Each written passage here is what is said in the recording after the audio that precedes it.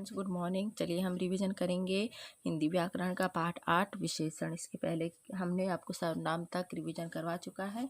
अब हम पाठ 8 पढ़ेंगे विशेषण। अब विशेषण क्या कहलाते हैं, यहाँ पर कुछ उदाहरण सहित दिए हैं, उसको थोड़ा समझते हैं।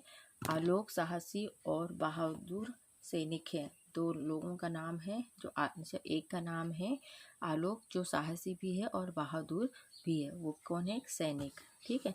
फिर यहाँ पर है माँ के बारे में बता रहे हैं। माता जी पौष्टिक और स्वादिष्ट भोजन बनाती है, इनके बारे में बता रहे हैं। ठीक है। और यहाँ पर है टोकरी में 5 फल है। एक टोकरी है, उसके अंदर 5 फल दिए हैं। गिलास में थोड़ा सा पानी है, मतलब फुल नहीं, आधा पानी है। अब यहाँ पर क्या लिखा है देखेंगे। पहले वाक्य में साहसी तथा बहादुर शब्द सैनिक की विशेषता बता रहे हैं। विशेषण मीन्स विशेषता बता रहे हैं कि एक सैनिक कैसा है, साहसी भी है और बहादुर भी है। दूसरे वाक्य में क्या है?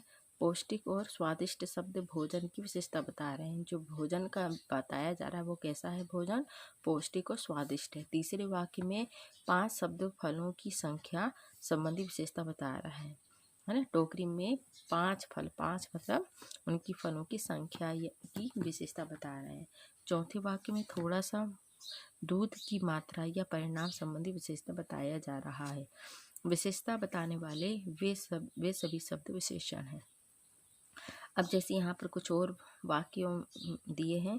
वह वृक्ष हरा है, यह लड़का मेरा मित्र है।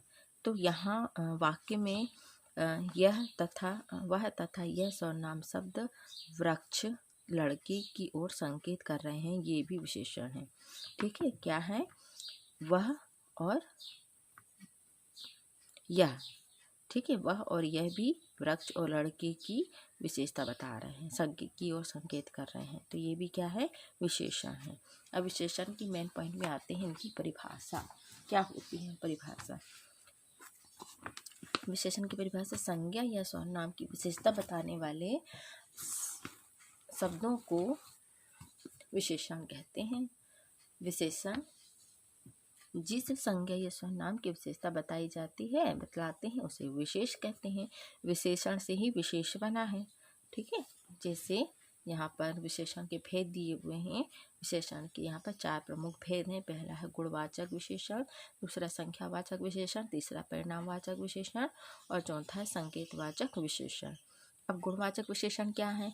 जो शब्द संज्ञा या सर्वनाम के गुण अलग से पता चल रहा है, गुण, दोष, रंग, रूप, आकार, प्रकार आदि का ज्ञान कराते हैं, उन्हें गुणवाचक विशेषण कहते हैं। ठीक है। जो शब्द संज्ञा या सर्वनाम के गुण, दोष, रंग, रूप, आकार, प्रकार आदि का ज्ञान कराते हैं, उन्हें गुणवाचक विशेषण कहते हैं।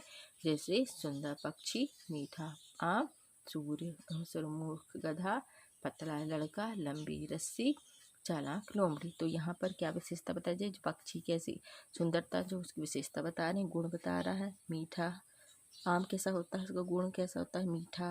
गधा जो होता है हमेशा मूर्ख होता है। लड़का जो पतला है, रस्सी जो होती है वो हमेशा लंबी होती है। लोमड़ी होती है वो चलाक ही होती है ना। फिर यहाँ पर संख्यावाचक विशेषण। अब संख्यावाचक विशेषण क्या कहलाता है? जो शब्द संज्ञा या सर्वनाम की निश्चित या अनिश्चित संज्ञा का ज्ञान कराते हैं, उन्हें संख्यावाचक विशेषण कहते हैं। जैसे संख्यावाचक विशेषण 2 प्रकार के होते हैं। पहला होता है निश्चित संख्यावाचक। अब निश्चित संख्यावाचक क्या कहलाते हैं? जिनमें संज्ञा या सर्वनाम की निश्चित संख्या का निश्चित संख्या का ज्ञान होता है। जैसे निश्चित बिल्कुल परफेक्ट हो, है ना, कि वहाँ पर 5 लड़के हैं या 4 लड़के हैं या 3 लड़के हैं, 8 लड़कियां हैं, मतलब यहाँ पर संख्या बताई जा रही है ना, निश्चित संख्या कि इतने ही हैं। तो वो हो गया निश्चित संख्या। अनिश्चित संख्या मतलब जिसमें संज्ञा या सर्वनाम की निश्चित संख्या का बोध ना हो। जैसे कुछ लोग, अनेक बकरियां, मतलब यहाँ कोई संख्या नहीं बताई जा रही। जैसे ऊपर यहाँ 5 दिया था, यहाँ पे कोई संख्या नहीं है, तो ये अनिश्चित संख्यावाचक विशेषण है। ठीक है। चलिए आगे पढ़ते हैं। फिर है 3rd पॉइंट, परिणामवाचक विशेषण क्या है? जो शब्द संज्ञा या सर्वनाम की माप तोल संबंधी विशेषता का ज्ञान कराते हैं, उन्हें परिणामवाचक विशेषण कहते हैं। परिणामवाचक विशेषण 2 प्रकार के होते हैं। ये भी 2 प्रकार के, निश्चित और अनिश्चित। अब निश्चित परिणाम क्या होता है? जिन शब्दों से निश्चित नाप तोल का बोध हो। जैसे 7 मीटर कपड़ा, 4 किलो लड्डू। निश्चित है कि हमें 4 मीटर कपड़ा चाहिए और 7 मीटर हमें 7 मीटर कपड़ा चाहिए और 4 किलो हमको लड्डू चाहिए। इसी तरह से फिर अनिश्चित परिणामवाचक, जो विशेषण निश्चित ताबतोड़ का बोध न कराए उसी अनिश्चितवाचक परिणामवाचक कहते हैं। जैसे कि थोड़ा दूध ज़्यादा पानी, अनिश्चित है, वो नहीं दिया, निश्चित माप नहीं दिया है ना। फिर यहाँ पर क्या है, संख्यावाचक जो विशेषण है, संख्यावाचक विशेषण के विशेष गिने जाने योग्य होते हैं तथा परिणामवाचक विशेषण के विशेष माप तोले जाने योग्य होते हैं।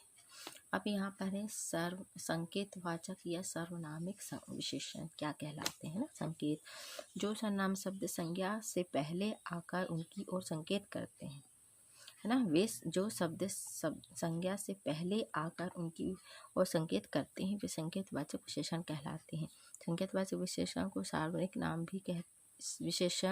सार्वनामिक विशेषण भी कहते हैं। जैसे यह घर मेरा है, वह बिल्ली काली है। तो यहाँ पर क्या हो रहा है, ये किसी और संकेत कर रहा है, ठीक है। यह घर मेरा है, यह बिल्ली मेरी है, से दिखाते हुए, ठीक है। तो आज हमने यहाँ पर रिवीजन किया है विशेषण पाठ 8 विशेषण, ठीक है। तो इसी तरह से आप इसे कंप्लीट करें और अच्छे से रिवाइज करते जाएं, ठीक है।